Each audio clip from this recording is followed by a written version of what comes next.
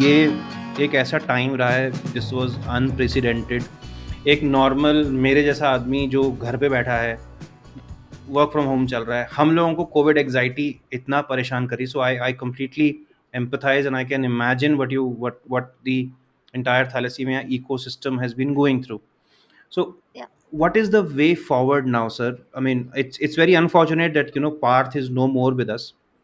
But Parth का dream क्या था? What did he want to do with the wishing factory, and what were those milestones that we are planning to achieve now? Sir basically wishing factory उसने शुरू की थी wishes fulfil करने के हिसाब से, बिकॉज वो ऐसा समझता था कि, एंड वो 100% राइट था, कि थैलेसीमिया वाले बच्चे जो ऑलरेडी कंटिन्यूस बार बार माँ बाप से ब्लड की रिक्वेस्ट मांग रहे हैं, तो उनको घर में वो प्यार कम मिलेगा और उनको सपोर्ट कम मिलेगा। तो ही थॉट कि वो बच्चे भी अपनी लाइफ अच्छे से जिएं, इसीलिए उनकी अगर कोई छोटी छोटी विशेस फुलफिल करके उनको खुशी दे सके, तो ही actually started with this. And वो wishes they can be as small as a thalassemia not getting a Ferrari ratio or a car Hmm. drive, and then having a intention to have a mobile, or meeting some celebrities, or having a plane ride. This is the way he started. Then he gradually grew to experiences. Then he gradually shifted to supporting them in education also. And this way he kept on expanding. And with God's grace and with his very generous, supportive donors, he could venture into getting them free medicines. And later on, when he realized that by apart from this, there is one more vacuum, that they intend to have the transfusions at a better place, Hmm. then he started requesting for bigger donors. He helped the wishing factory out to create a transfusion center, which is altogether a different scenario, where the kids, when they go for transfusion, they feel happy, not just because of an AC atmosphere, which is not available probably in the government department offices, but an overall uh, shift in the method in which the blood is transfused. Instead of lying down on the bed, he came out with the recliners, and he came out with Hmm. giving them tablets to play on, so that they can read also. And the one more best part is, in the wishing factory, is that he started a pump library, which is, a pump means a pump in which a vial is to be injected in your subcutaneous, either on the stomach or on the thigh, that is required to be put for 8 hours, and that is for taking out the iron overload which is created because of the blood Blood. transfusion over the period. So Hmm. this pump library was a unique system which he started. And you can sort of like a book, when you take from the library, you can take it for few days, use the pump, take out your ion chelation, do your ion chelation, and return it. So with this, as Hmm. he moved on, so he kept on making more centers. Right now also two centers of our wishing factory are about to be inaugurated. One is in Dahod and one is in Jaisalmer, Oh. both rural areas, and both wherein some pockets of thalassemia kids or clusters of thalassemia kids are there, but no specific facilities are available. So this is the way he expanded. And one thing which was always in the back of his mind, that creating awareness major drives, so that these type of kids who have to undergo constant pain do not come on this earth. And that is only possible when every female or every couple who intends to go for family planning is aware that this is a disease which is preventable. The word is preventable. And Hmm. that, with that emphasis, he started these Aadhi Wali Zindagi kind of a campaign, which became a bigger Yes. hit in 2019-18. Then he came out with this Ulta Hoke Thalassemia Roke again, which became a super hit. So with these kind of drives, he intended कि भाई किसी भी तरीके से masses तक ये बात पहुंच जाए कि थैलेसीमिया एक बीमारी है जिसे रोका जा सकता है एक सिंपल टेस्ट करवाने से, जो रेड क्रॉस 250 रुपये में करती है, और आप किसी भी बड़ी लेबोरेटरी में, बड़े से बड़े मेट्रो में भी आप 900 750 में करा सकते हैं। तो इतने छोटे से टेस्ट से पूरी लाइफ के पेन को रोका जा सकता है। So with that, he started these drives all over the country, and वो कोशिश यही करता है भाई जैसी भी पॉसिबल सिचुएशंस हो वहाँ पर अवेयरनेस क्रिएट की जाए। एंड इससे उसका अल्टीमेट गोल ये था कि भाई थैलेसीमिया मुक्त भारत होना चाहिए।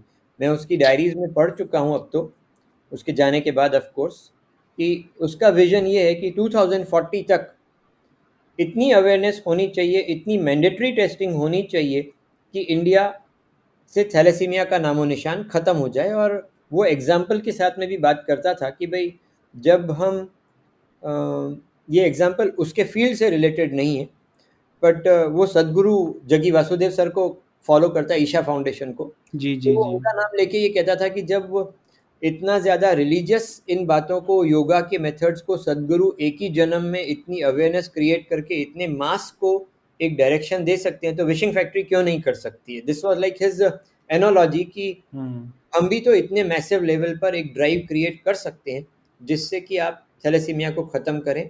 और उसके लिए अभी हमने फॉक्सी, जो federation of obstetrician and gynaecologist society होती है, उनको परसों ही एक वेबिनार में उन्होंने हमें अपॉर्चुनिटी दी हमारी बात को सुनने की। और फिर बड़ौदा एसोसिएशन जो है गायनेकोलॉजिस्ट की, उस प्लेटफॉर्म पर भी हमें एक अपॉर्चुनिटी मिली उनको अपनी बात कहने की कि ब्लड जो बार बार ये थैलेसीमिया के बच्चों को लगता है अगर उसकी डिमांड ही ख़त्म हो जाएगी, जब आप ये टेस्ट एक छोटा सा करा करके उन फैमिली प्लानिंग वालों को समझा दोगे और फिर ब्लड बैंक्स का लोड कम हो जाएगा। ऐसे बच्चे जिनका हमको पता ही नहीं पड़ता है गांव में और रूरल एरियाज़ में कि उनकी डेथ क्यों हुई, आप उनको एनेमिक माओं का हुँ। बच्चा समझ के छोड़ देते हो, वरीज वो थैलेसीमिया होता है। तो उस लेवल पर भी उसकी ये जो थैलेसीमिया मुक्त भारत की जो मुहिम है, जो उसका एक मिशन है, उसको चलाने के लिए अब हम काम कर रहे हैं। I mean this is a question for both of you. मैं एक चीज़ आप दोनों से अंडरस्टैंड करना चाहता हूँ, अभी आप लोग इस फील्ड में बहुत एक्टिवली इन्वॉल्व्ड हैं। एक चीज़ जो मेरी नज़र में आई, एंड आई थिंक ये मेरा कन्वर्सेशन लास्ट टाइम प्रिया से भी यही हुआ था, कि हर चीज़ बहुत अलग लेवल पे मतलब एक्नॉलेज की जाती है, बहुत ज़्यादा एक्सपोज़र है। जैसे कोविड है, कोविड डेढ़ 2 साल में इतनी जानकारी कोविड के ऊपर और हर इंसान को पता है। What I want to understand from you कि थैलेसीमिया की तरफ लोग इतने जागरूक क्यों नहीं हैं? या अगर हैं तो गिनती इतनी कम क्यों है? Why are people not talking about this? जैसा आपने एक चीज़ बोली सर, कि इस बीमारी को खत्म करना है because it's a genetic disorder, इसको खत्म करने का एक ही तरीका है, बर्थ कंट्रोल ऑफ और rather that test, and in case there is a probability तो प्रीनेटल आप जो भी उसका मेडिकेशन है या प्रोसेस है वो करवा के clinically then you know conceive. Correct. But ये लोग कर क्यों नहीं रहे हैं? Like what do you think, why is it not happening? Priya, you give the answer then I will give. Okay, so according to me, it is because of the population. So like अभी आप Covid का देख लो, करोड़ों लोग Covid के cases हो गए, Covid positive हो गए इंडिया में। ठीक है, हिट किया तो एकदम से हिट किया, and that is why the government का अटेंशन आया, and that is why people started getting to know about it. HIV, AIDS and cancer के साथ भी सेम प्रॉब्लम है, बिकॉज करेक्ट। इन सबको एक हाइप बनाया है। तो आप इलिटरेट पर्सन को भी जाके पूछोगे व्हाट इज कैंसर, वो भी बता देगा तंबाकू खाने से कैंसर होता है। हम्म। थैलेसीमिया नाम एक तो डिफिकल्ट है, ठीक है, और ऊपर से पॉपुलेशन इतनी कम है इसकी, लाख 1.5 लाख पेशेंट्स है पूरे इंडिया में। और ऑफिशियल गवर्नमेंट की बात की जाए तो गवर्नमेंट ने भी ब्लड फ्री करके बस छोड़ दिया है, ज्यादा अपनी तरफ से मिनिस्ट्री ऑफ हेल्थ की तरफ से ओके सर्कुलर में आता है मैंडेटरी करो टेस्ट, ये करो वो करो, बट इम्प्लीमेंट नहीं हो पा रहा है इतनी जल्दी बिकॉज इतने बच्चे ही नहीं है। तो जब तक वो एक नंबर और हाई नहीं आएगा आई गेस, तब तक एक्शन जो है उनकी तरफ से स्लो रहेगा। सर, मेरा इसमें एक दूसरा एंगल देने का मन है, वो ये कि जब किसी को कैंसर होता है तो उसकी तकलीफ 1 साल, 2 साल, 3 साल में तो पूरी हो जाती है। हम्म। जिसको पता चलता है कैंसर, वो या तो करेक्ट हो जाती है, वो ठीक हो जाता है, या वो इस दुनिया को छोड़ के चला जाता है। करेक्ट। अगर आप दूसरी भी कोई बात करेंगे, जो अब हार्ट पेशेंट है, अगर हम उसकी बात करते हैं, तो या तो वो दवाइयाँ ले लेकर के नॉर्मल पर्सन के तरह से ज़िंदा रहने की कोशिश करता है और वो एक्चुअली रह भी लेता है। तो ट्रू। सबसे बड़ा चैलेंज तो ये है कि लोगों को ये समझना चाहिए कि ये जो ज़िंदगी है, जिसका नाम पार्थ ने आधी वाली ज़िंदगी रखा, या हकीकत ये है कि हर 15 दिन में खून चढ़ाना, अब वो एक दिन की तकलीफ नहीं है, उससे रिलेटेड होने वाली बीमारियां जो बाद में कभी आपको तकलीफ देती हैं वो भी मैटर करती हैं। जैसे कि आपको हो सकता है कि उस बार-बार होने वाले रिपीटेड ट्रांसफ्यूजन से you get attached to either HIV, AIDS, jaundice और हेपेटाइटिस सी और एनी अदर जॉइंट पेन और लिवर डिस्फंक्शन और हार्ट प्रॉब्लम्स। ये लोगों को मैग्नीट्यूड अभी तक समझाया ही नहीं गया है कि ये पूरी ज़िंदगी तकलीफ देने वाला है। करेक्ट। ऐसा नहीं है कि मैं डायबिटिक्स को डिनाई कर रहा हूँ, पर डायबिटिक्स में भी लोग बाग एक खाने से पहले टैबलेट ले ली, एक खाने के बाद ले ली, थोड़ा-सा अपना ख्याल रख लिया कि भई मुझे मीठा नहीं खाना है, I will have to avoid potato and rice, and they can still live a very normal life. They can live a very normal life up to the full age. But in correct. this case, if you research Wikipedia, if you research Google, and if you research the reality of the life on the ground level also, these patients do not survive on an average more than 30 years. Of course, the offbeat data is always there that there are people who are 45 or 58 or 60 also, or they are married also, but there are 1 or 2 or 10 cases, say 100 cases at best. Those are a few to remember, and exceptions are always there to prove the rule. So ये बात का महत्व, ये बात की importance अभी तक किसी तरीके से पेनिट्रेट ही नहीं की गई है सोसाइटी में कि भाई वो बच्चों को पूरी लाइफ दूसरी प्रॉब्लम्स, उनका स्टंटिंग, उनकी प्यूबर्टी का ग्रोथ नहीं होना, उनके फेशियल डिफॉर्मिटीज़, इसको तवज्जो नहीं दी गई है, इसको इम्पोर्टेंस नहीं दी गई है, या ये कि वेन मिलने से होने वाला बार-बार का पेन, या ये कि ब्लड के पीछे बार-बार आपके ग्रुप के लिए अपने किसी सपोर्टर या रिलेटिव को डोनेट करने के लिए रिक्वेस्ट करना, इन चैलेंजेस को मैग्नीफाई करके दिखाया या समझाया नहीं गया है। एट द सेम टाइम जब इसके टेस्ट की कॉस्ट ही इतनी छोटी सी है, तो वो सिर्फ यही फैक्ट है कि अवेयरनेस नहीं क्रिएट की गई है, इसीलिए वो छूट जाती है और वो बच्चे पैदा होते हैं और वो ताउम्र पेन से और डिफ़िकल्टी से गुज़रते हैं।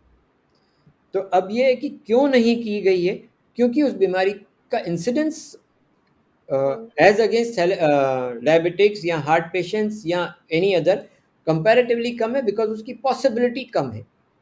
जब हम कहते हैं कि 2 थैलेसीमिया माइनर मिलेंगे तो ये बच्चा होगा, और उसमें भी पहली पॉसिबिलिटी है कि भाई 25% चांसेस हैं।